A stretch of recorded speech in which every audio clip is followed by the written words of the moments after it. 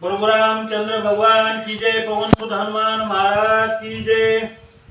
रामदूत अतुलित बल धामा अंजनी भूत पवन सुत नामा महावीर विक्रम बजरंगी कुमति निवार सुमति के संगी। बघा सज्जनाओ, पवन सुत बजरंग बली आपला विशेष प्रक्रम आहे। आपण अशुद्ध बुद्धी शुद्ध करणारे, चांगले बुद्धी प्रदान करणारे आहात। जे चुकीचे निर्णय घेऊन चुकीचे कर्म झाले असतील तर वर्तमान काळात चुका दुरुस्त करून आपले भविष्य उद्याचे चांगले होऊ शकतं। कारण पूर्ण आपल्या हातात आहे। नशीब तकदीर चांगले कर्म करणे हे आपल्या विचारावर व आपल्या शुद्ध मनामध्ये भाव आधारित घेऊन आपल्याला सुरुवात करायची आहे। सर्वात श्रीमंत मानव कोण? ज्यांचे विचार श्रेष्ठ आहेत असे भगवंत गुरु फक्त मार्ग दाखवतात। चांगले कर्म कशा प्रकारे करायचे व वाईट कर्मापासून दूर राहायचे हे शिकवते। आध्यात्मिक विज्ञान व भगवान आहेत। तुमच्यावर कृपा होणे म्हणजे वाईट विचाराचे कर्म करणे टाळणे व चांगले कर्म करण्यास मदत करणे। जेव्हा तुमचे भविष्य घडवत नाही पण तुमचे चांगले कर्म भविष्य घडवते हे लक्षात असू द्या। भगवंताचा जप करणे म्हणजे काय? आपल्या डोक्यातले वाईट विचारावर शासन लावणे व चांगल्या विचारावर फोकस करणे। कंचन बरण बिराज सुबेसा कानन कुंडल कुंचित केसा। आपले शरीर सोनेरी रंगाचे आहे व आपले साज हा जो पंचघाटाला एकदम सुंदर साज आहे व कानातील कुंडल हिरे मोतीने चमकणारे शोभित आहेत आणि कुरळी केस पण सुशोभित आहेत। आपकी जय हो। तर बघा सज्जनाओ, तिथे बसलेले सगळे दुश्मन आहेत। नाही बरं का पप्पा, आपण नाही, आपण तर सज्जन आहोत।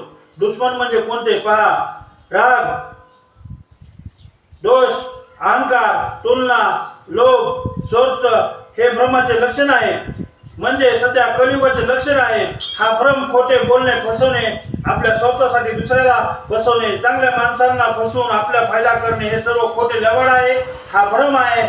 जेव्हा तयार होतो तेव्हा मानवाची बुद्धी भ्रष्ट होते। सत्य विसरून विनाशकारी विपरीत बुद्धी तयार होते। तेव्हा आपल्याला खरे खोटे समजणे बंद होते। आपल्याच हाताने दुःख घरात परिवारात प्रभाव करते प्रॅक्टिकल आहे। हे नष्ट करण्याचे साधन गुरुशिवाय प्राप्त होत नाही। गुरुशिवाय किंमत नाही मानवा तुला ह्या जीवनात। म्हणून गुरु मंत्र कुठला तर जय जय रामकृष्ण हरी हा जपल्यावरच तुमची ह्या भ्रमापासून सुटका होण्यास सुरुवात होती। भ्रम म्हणजे काय? खोटे लबाड गोष्टीवर लक्ष केंद्रित करणे व चांगल्या कामात विघ्न पडणे। कारण वाईट विचाराचा परिणाम आपल्या सत्य कर्मावर पडतो तेव्हा आपण निराश होतो। आपले कामकाज थांबले त्याचे कारण आपले विचार असतात। आपले नियती धर्म कर्म विसरतो तेव्हा आपल्या जीवनात अपयश प्राप्त होते। लगेच तुमच्या मनात अंधश्रद्धा जन्म घेते। अंधश्रद्धा म्हणजे काय? म्हणजे संदेह।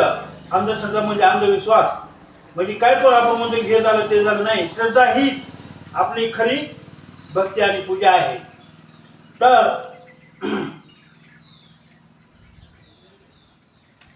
करतात तर असे काही नाही। हा पूर्ण अंधश्रद्धा म्हणजे मनात शंका विचाराचा प्रभाव आहे। जैसे मन में सोचेगा वैसा ही जीवन पाएगा हे सत्य आहे। आळस हा तुमचा शत्रू आहे। जे काम चांगले हाती घेतले आहे पूर्ण प्रामाणिकपणे मेहनत करा।